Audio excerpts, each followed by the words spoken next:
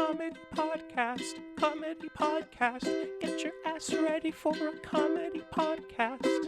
About roadway deaths. About roadway deaths? About roadway deaths? About roadway deaths. Comedy podcast. Comedy podcast. A certified motherfucking comedy podcast. About roadway deaths. About roadway deaths. About roadway deaths. About roadway deaths. Get yourself together. It's a certified fucking good time. Yeah! Coming at you from the Goon Cave. It's the boys. My room is in a pretty Goon Cave state right now.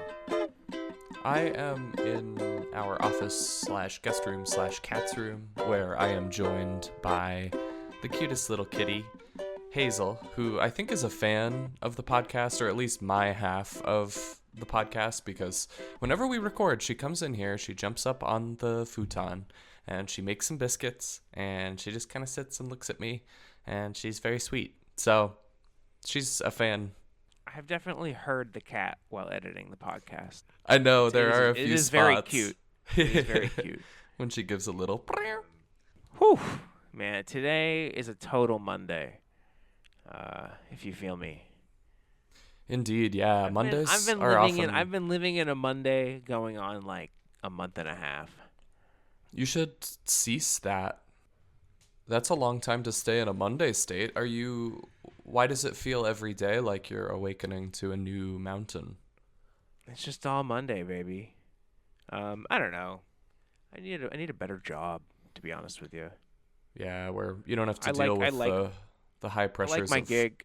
Crawfish shortages. The pressure, it's just cash. I need cash-ola. Of course. That's what we all need. Amen. We should take it from the people who are hoarding it. I think we should sell windows door to door. I think that is the secret. I think we should start a multi-level marketing door-to-door window sales company. Sure. Yeah, no, I mean... And we get other people to knock doors and sell our windows.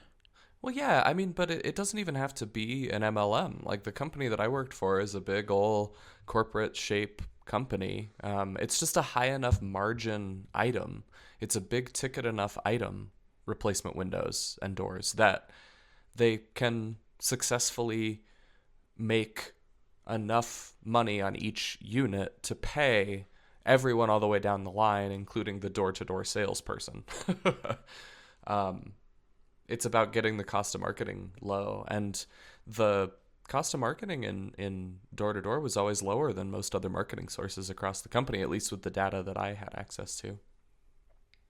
So it works. Door-to-door marketing works as long as you have a high enough ticket item to cover all of the labor overhead. And if the labor overhead is just yourself and everyone in your downline, then yeah, I mean, you could do an MLM based on a door-to-door approach for sure, and you'd make a boatload. Yeah. Yeah. Because if you front everyone the product, I don't have to describe a pyramid scheme to you. We should do a pyramid scheme. I'm telling you, either it's supplements or we do like an MLM, and that's our ticket out. ¿Por qué no los dos? It's an MLM supplement scheme. I mean, that's what most of the MLMs are. I mean, most people who need penis pills know at least 3 more people who need penis pills. Mm-hmm. Or at least want them, I mean. Yeah, I think these things are going to have a bit of a resurgence in this moment of, gutting government oversight. Economic instability, yeah. And economic instability, yeah. And then just the squeeze. Yep. People, the best victim is someone who's desperate. Mm-hmm. Yeah. On that note. Hey, so let's talk about traffic deaths. Let's tell jokes about traffic deaths. Let's give the people what they came here for. It's true. I don't know. There were a few mass casualty incidents on I-35 this month. So some of those hit sort of close to home. What happened? Well, I don't know. The majorly fucked up one, not that all roadway violence isn't fucked up. There was like standstill traffic on I-35, and then a 18-wheeler plowed into it at like 60 miles an hour. He was charged with a Wow. DWI, but he didn't blow like it. It's not alcohol. That's all we really know. He just Haven't like looked missed into it. He just sent it, baby. Full send. Oh my god. But no, it was like a 17 cars, 5 people dead, including an infant. Oh man. Yeah. I'm so And then sorry yesterday to hear that. there was a wreck that blocked I-35 going both ways. I was watching my girlfriend and I were watching the news story last night because she was going to Pilates at that time, basically right there, and so I was like, oh my god, is my wife dead? So I called her and we were watching the story later, and the whole emphasis, it's like a 3.5 minute news piece, and all the emphasis was on like the traffic, right? The whole story was about like, man, I was like, this fucked up my whole day. Like I was going north to south or south to north, and I can no longer do that. Well, I was up north. I was up north, and I was trying to go down to the south side of the city, and And it it's took like me John is took me dead. 60 There's minutes. only one lady. There's only one lady who was upset. It was like, oh my god, I feel bad for that person. Everyone else is like, well, my commute was interrupted. Yeah, while, obviously, I mean, it's so scary to see the mangled cars and all the people just standing around. And, I'm still focused on where I'm going. I've got to get where I'm going. Oh, my God. The freeways have, I mean, with a sufficient level of traffic, it's almost like they have a 100% failure rate during peak hours. Mm-hmm. Well, Like- no, but it'll be okay once we add another lane. Right. But it's true though. It's like it experiences periodic catastrophic failure, unlike any other system we've engineered for transportation. And even when it isn't catastrophically and violently failing, it's still not efficient. No, deeply inefficient. Yeah, both in the use of resources and fuels and in terms of getting people where they need to go quickly. Yeah. Oh goodness. I'm so Yeah. sorry that was so present. No. So that was sort of fucked up. Roadway deaths. We're gonna put a shirt on the site soon that says "I heart roadway deaths" for all you gooners at home. Wow. Wow. Oh goodness. I'm pretty sure we had like 50 downloads last week. Nice. Well, let us know. Let us know what we're doing right, I think. I don't know. We're not doing anything right. Let us know what we're doing wrong. Roast us, please. Podcasting is like jazz.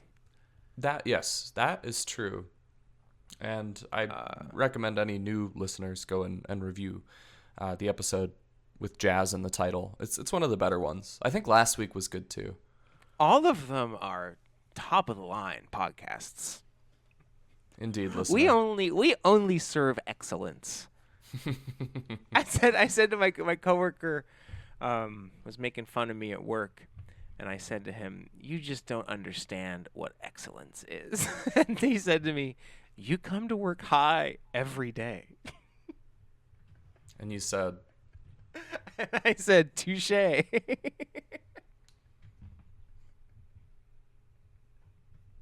Touche, sir.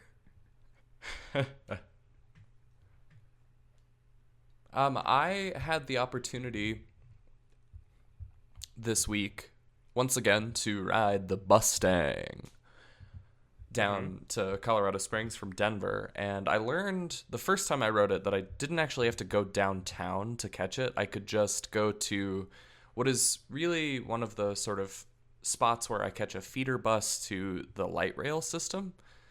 The Mustang happens to also pick up people from that train station. And so it's a really easy, quick little bus ride away down the boulevard. So it really was okay. It only took me, I think, all in like 2 hours and 10 minutes to get from my apartment to downtown Colorado Springs.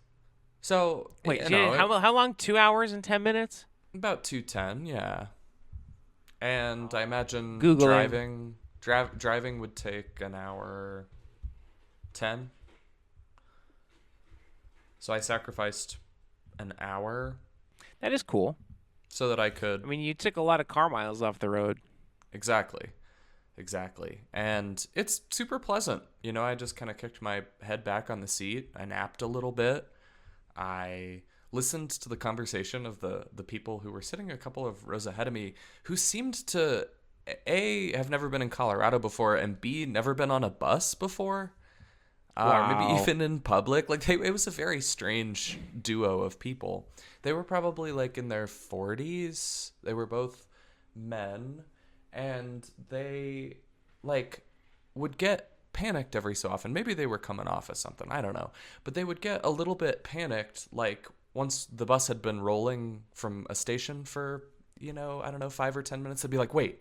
And then they'd go ask other people on the bus, "Was that Colorado Springs?" And then they'd run up to the driver. The driver's like, "Sit down." And, it's, of course, big motor coach style.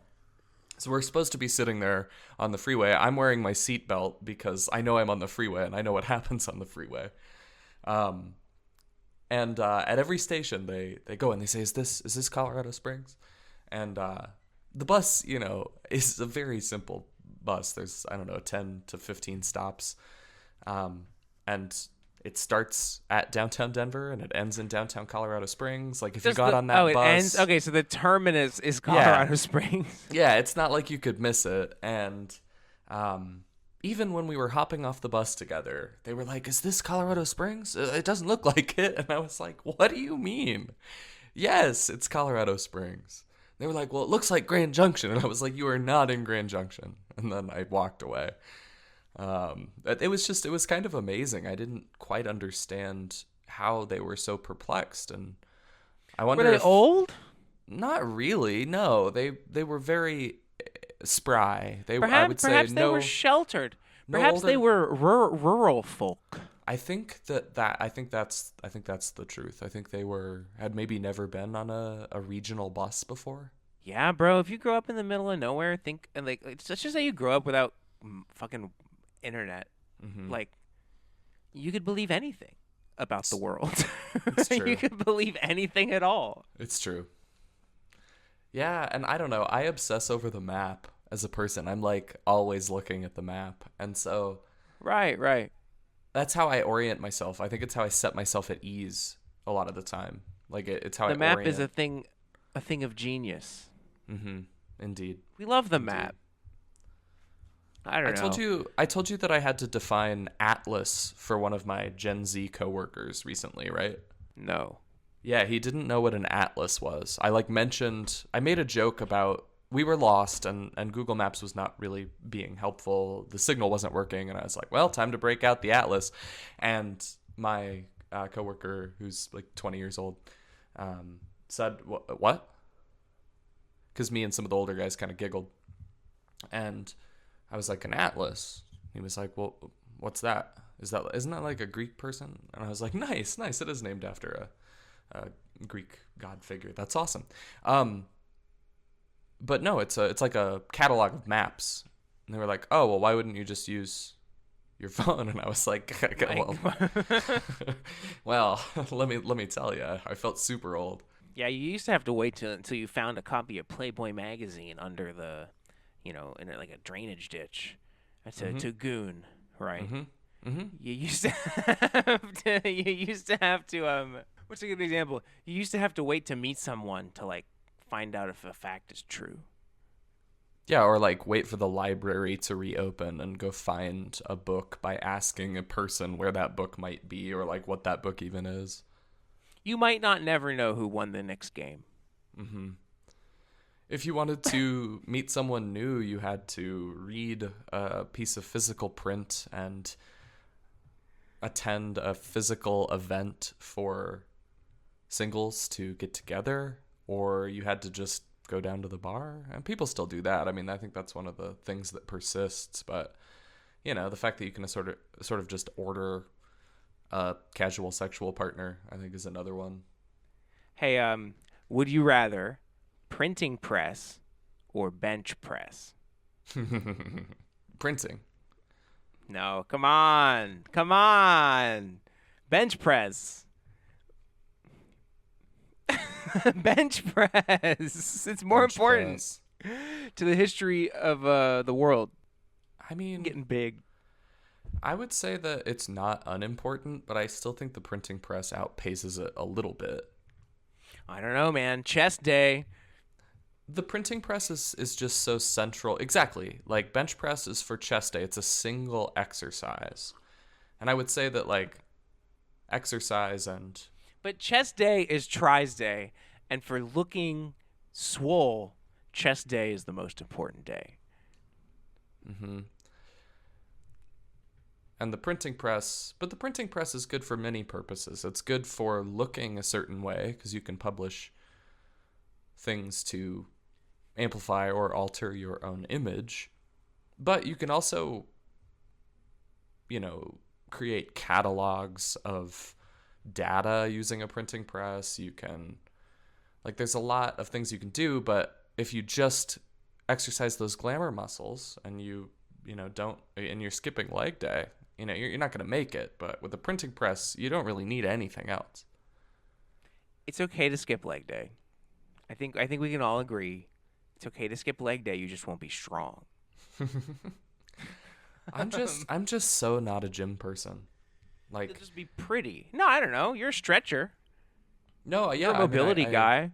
Yeah, I stretch. I love to do yoga. I love to ride my bike. I walk. You've a always lot. had a sense of respect for your body that I haven't really had over the years.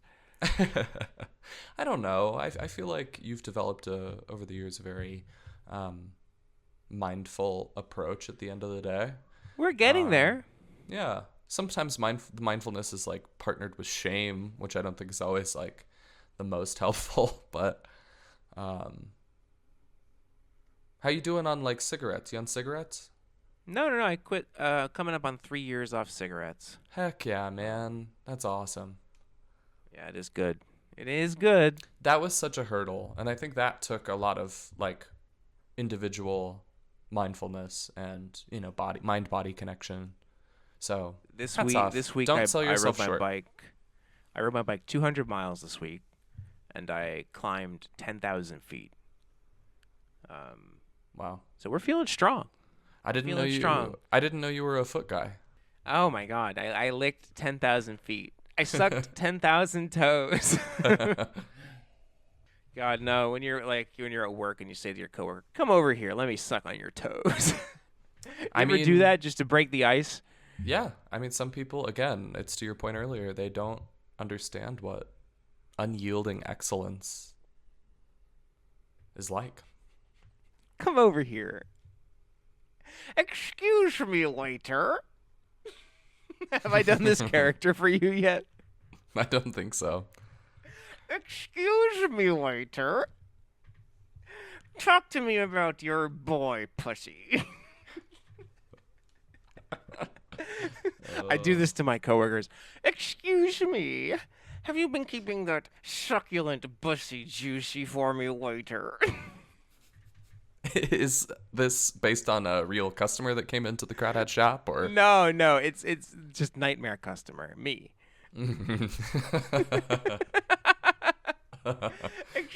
Excuse me. Talk to me about your boy pussy. Is it succulent? What are you allowed to What are you allowed to serve me? Oh, waiter, I'm in the mood for something succulent and juicy. That bit is gold. I'm certain that your coworkers love it. I don't know. I haven't gotten fired. You should meet the guy who owns the place. Because he's so fucking crazy. He'll greet people at the door and people will think that he's a homeless person. Nice. So I think I'm good, honestly. I think people like the bits. There you go. I mean, I have always found your bits very funny, and I've seen people throughout the years think the same. And if you're in a group of people that feels that way, I feel like it's definitely points for your job, which I know you hate, and I know you hate it because it doesn't pay No, enough. I do love my job. Honestly, I am very grateful to get to do something which is so. I don't know. I've had a lot of jobs, and I think a theme is that I haven't really. I mean, beyond not being treated with respect by anyone except my brother's company. It's like you have to care about what you're doing. You can't not believe.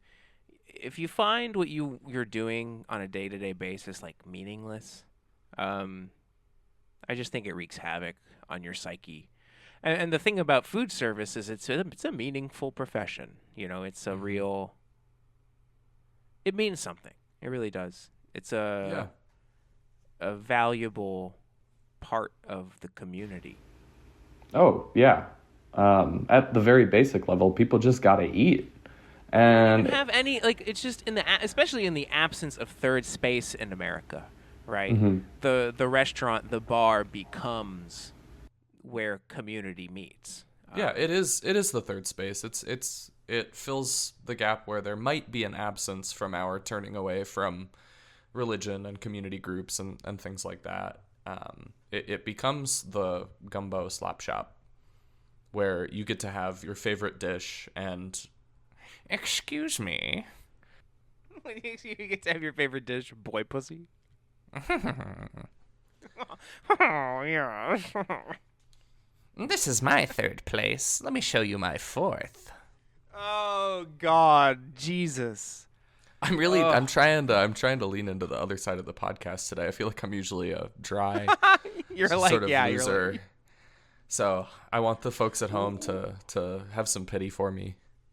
no, we I don't know. I don't have a lot of transportation stuff. It's like there were some traffic deaths in the community this week. I pushed a feature to the website where if you click on a crash and you click through to the crash report, the link at the top now says print a QR code. And if you click that, it'll take you to a page that just says someone died here, roadway report, and then a big QR code that links to the details of that incident. So it's like a first version. That's great. But it's cool. It's cool. So if you wanted to put up a poster in your community, you could come and you could click on the death and you could print it out and you could go put it up, and then it'll link to basically the whole police report for that incident, for any traffic death in America. And I really do want to encourage people to put up, you know, let's be honest, it's a little dry, a QR code for the gravity of the situation. But you know, there's 4 million of these incidents all over America. Basically everywhere you look, we could put up one of these posters. Yeah. No, and I really, that was my immediate reaction was, oh man, yeah, I mean, who would want to do this? And like a lot of, I think, people that would want to raise awareness in this way would be people who are grieving the person who was lost at the site. And so, yeah, that's my immediate reaction too, is like, oh, just a QR code, like it's cold, but like data is powerful. And yeah, and it's just like, you know, even a QR code, but with a link to all the details, and you know, we can put memorials there. You can leave comments on the site. You can write whatever you want. Exactly. And yeah. honestly, people's contributions to people's personal experiences are some of the most powerful stuff. Right. It's the only way anyone's mind gets changed.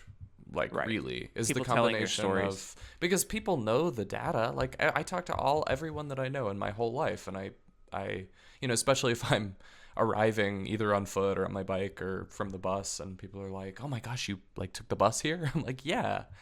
They're like, oh, yeah, does Annie have the card? No, I just wanted to go this way because it's less violent.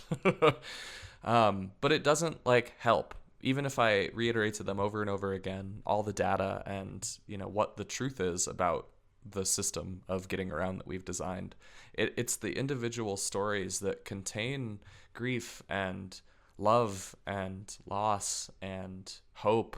Like, those are the things that change people's minds and like move the needle. No, so does this mean we shouldn't have a comedy podcast about traffic deaths? No, because I think that's like the next best thing, right? And that's what we're trying to do, is to bridge the gap between the real stories and the actual pain that's baked into the results of this system, and the understanding of the system from the 30,000 foot view, right? From the Atlas perspective. And I think comedy is, I mean, it's another way to reach people and to move the needle. So if we can inspire someone to tell a more heartfelt story because they're a little like put off by us joking about this concept, like I feel like that's a good thing. Oh, no, I'm just one of the only. So like, I wrangled maybe 800,000. I wrangled 22 years of federal crash data, and I spent months of my life normalizing it all to where it can be interpreted from a unified perspective. And so I just spent a lot of time like deep in the weeds with like data processing. And then I left the ability to comment on the site, right? So you can write whatever you want about any of the federal data set.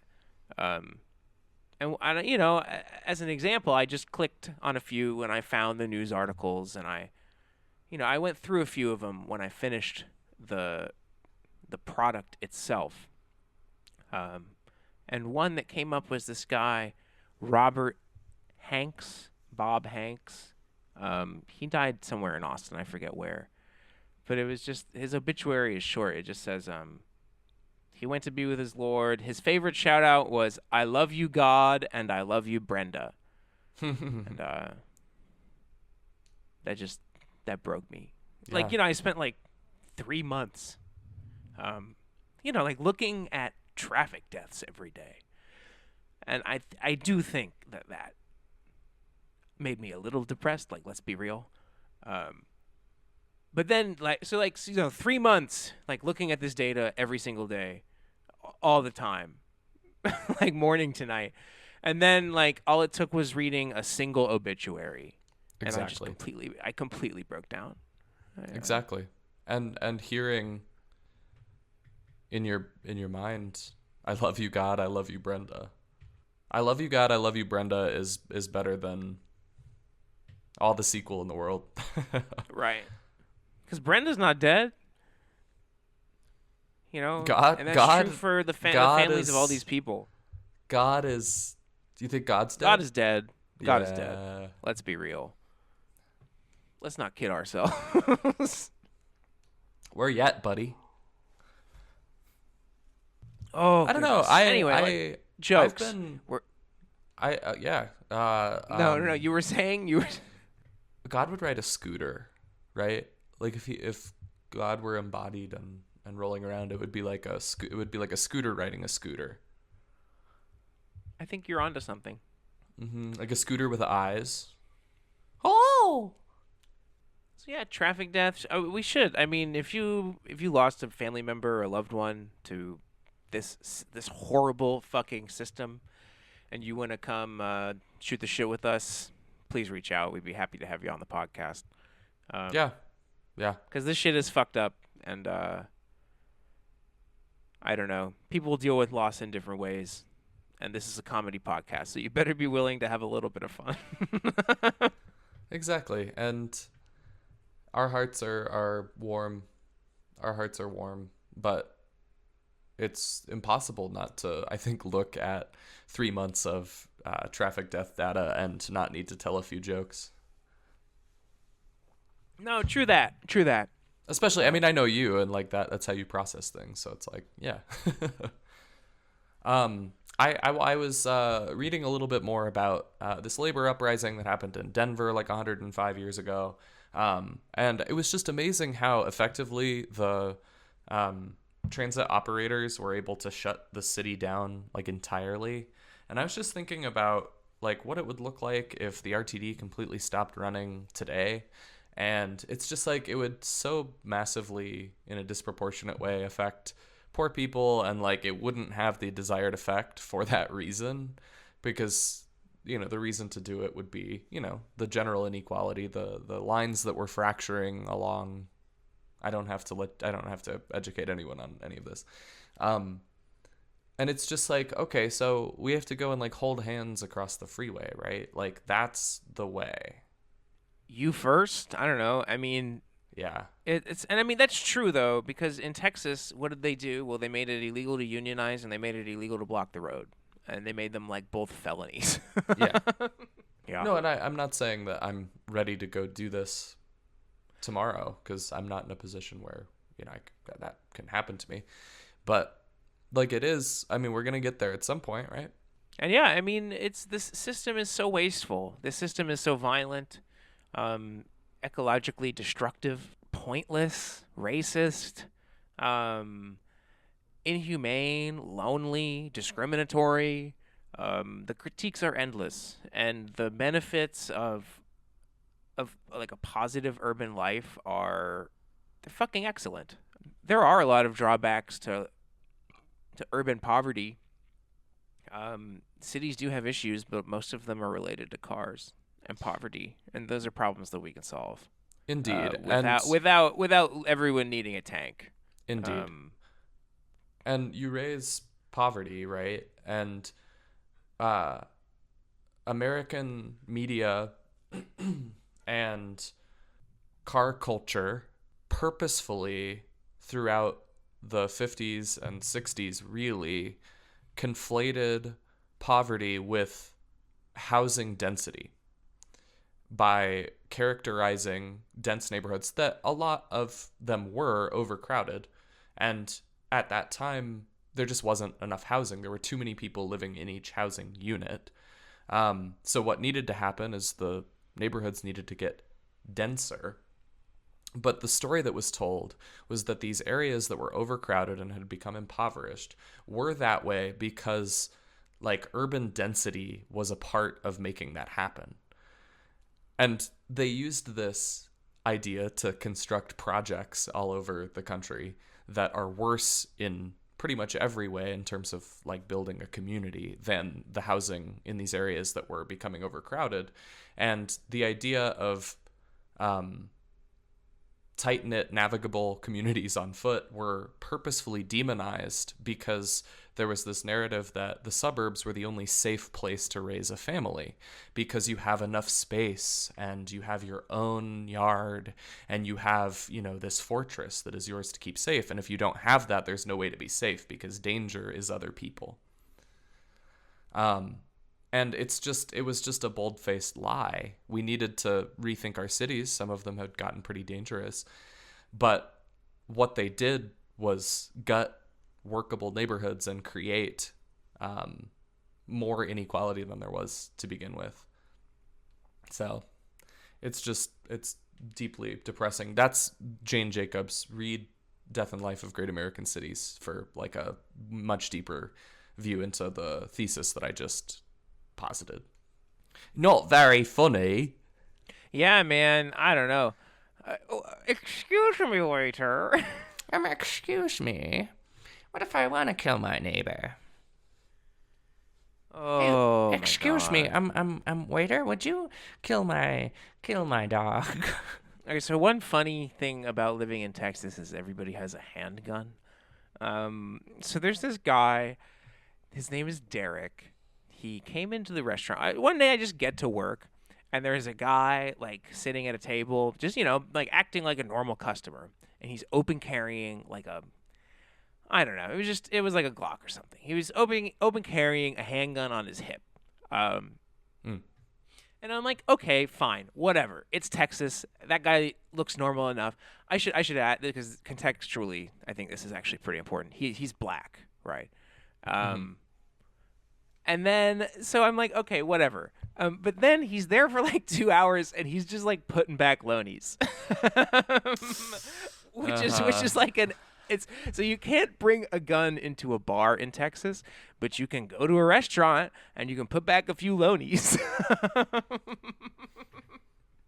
Wow. So, I mean, at the time, I was like, well, okay, as far as like an etiquette thing is concerned, that is a bit of a faux pas, let's face it. But it's a faux pas. The guy was cool. The guy was really friendly. So like whatever, right? But it was definitely like, whoa, it was a Seinfeld moment for sure. 60, 70, 60 years ago is when the Panthers were having to open carry to protect themselves from like racist violence. Yeah. So like, who am I to fault the dude? But maybe don't put back a ton of beers in the restaurant. Yeah. Maybe Well, maybe leave the gun in the car. Yeah. Well, I mean, and the Panthers were, of course, people were protecting themselves as individuals, but people were protecting their communities. And you can't really like go to the gumbo shop and get loaded and protect your community at the same time. Like, It's true, but you can protect yourself. yeah, but you make your community feel less safe, because if you're someone that is in the community that maybe you're just acquainted with, and it's like maybe the second or third time you've seen this person, right? Imagine it's a single mom and she sees this guy tossing. She's taking her kids to the gumbo shop, right? And she sees this guy tossing back beers. She sees his gun. Like, it's not a good look. It's not a great look. But like culturally, it's pretty acceptable in Texas. I don't know. Like no one batted an eye. Not a single guest worker. Like no one batted an eye. You did a little bit. Yeah, but I don't know. I'm a city boy. Yeah. You're a city boy. Yeah. I still have never been inside that restaurant. I was right outside of it. Yeah, it's chill. It's a good gig. Good Yeah. food. Yeah. I'm sorry, Lucas. I have had a rough morning. No, yeah, man. You're doing great, buddy. We just gotta keep podcasting. God, just such a hard day in the podcast minds. I mean, this is a good place to cut it. I'm definitely getting hungry. And, No. We don't have enough content. I think that like What about our bits? we did quite a few bits. I feel like we had a good density of bits today. I don't know. I got sad. First, we talked about the baby who died on I-35. That wasn't funny. That we have to have a certain level of funny. Well, Like, we I don't that know. introduced I came in upset. I came in depressed. We talked about a couple mass casualty incidents. Then we did the bussy. Waiter, is that bussy juicy? So that's the plus. No, I don't know, man. And then I don't know where waiter. I don't know where waiter. I have a gun fits in on the funny, heavy spectrum, but it doesn't feel very funny to me. I don't. Yeah, but it's a spectrum, right? I don't know. Well, hopefully, maybe the true quality of waiter is that bussy juicy will carry us through, and keep the folks at home satisfied. Folks, you'll have to let us know. You'll have to let us know. Please, please, please. God, I've sent some banging tweets on LinkedIn lately that have had 0 likes. That sounds about right. I have been so fucking upset about it because the genius is unrivaled. Call me when someone makes a software that makes your wife come back. What's it, like an all-timer? One day they will go through my tweets and they'll say, "He died too young." Your LinkedIn tweets. Funny enough, no one has ever. People don't like my tweets. Yeah, I think it's because I'm insane. I think everyone in your life has advised you to stop behaving this way on LinkedIn. That's true. So, But someone's got to do it. Here we are, trailblazing. Here we are creating the world we want to see. And that manifesting like that is such a thrill. And if you want to manifest like Ben is able to manifest, simply go to roadway.report, navigate to the merch store, and then there's a section, you'll see it on the drop down. It says Miracle Supplement. If you want a bigger Miracle Supplement. Yeah, I know. Buy our supplements. That's exactly it. If you What is Alex Jones mad about this week? What urbanist principles does he need to espouse? I think Alex Jones should incite a road blocking protest. The problem is cars, man. We've got to get into the streets with our heads held high. We've got to say, the streets are for gooning, not driving. The streets are for being, not whipping around in your hot rod. Less hot rods. Sorry. I don't. We've got to come together hand in hand all over the world, and we've got to block the roads. We've got to say, I can't do it. I just don't even have it in me today. You are so I good, just don't man. even have it in You're me. so good. He's not got it in him. He usually can do the Alex Jones, but today, I think no it's Alex because Jones. you gave me a topic. I'm not in like the improv zone. Too much improv. It's too much direction. Yeah. Yeah, well, I mean, I've been trying to get you to do funny things for a long, long time. We've worked in that capacity for a long, long time, and yeah, if it's too funny. specific, you hate it. You You always would know. hate it. No, because then I tried to bring back gooning back, right? And then it's too much going on. The Gooner Army is good to us. I'm grateful. No, they're not. I'm grateful we have the Gooner Army. I feel less alone.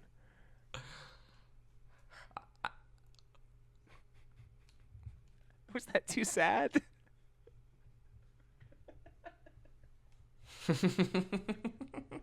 I just didn't have anything to say. I'm I grateful. don't know. I'm grateful for the folks at home who are going to go out tomorrow and going to block the roads. They're going to put their lives at stake. They're going to say, I'd rather be dead than live in this hell you call America.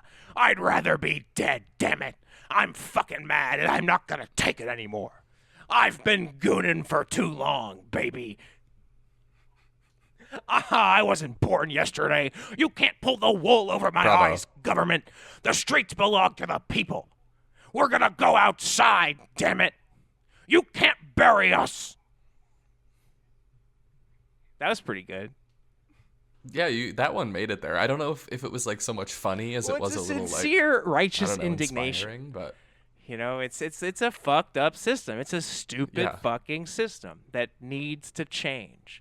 And there's very few aspects of politics that matter as much as our administration of public space. dead ass. Dead Ugh. ass. Okay, well, I love you, man. I love you too. Take care of yourself. Are you working today? Yeah, it's my Friday. Okay. Well, it's your Friday, so be intentional. Let tomorrow be Saturday and not Monday. Nah, dude, we got a lot to do. Of The course, the Gooner Army has some fight left. If you want to hang out in Austin, come to Pi, Texas. Come to the Python convention at the library, April 11th through 13th. If you want to get together, I'll be there for the entirety of that conference. heck yeah. Yeah, go see Ben. Wear your hit me with your car shirt, and y'all can get a picture. And Yeah. All right, bang on. Gooner Army, rise up, be strong. Don't let the government pull the wool over your eyes, sheeple. don't let the bastards grind you down. On that note, Ta-ta for now. all right, love you, buddy. Love you. Bye. Talk to you soon.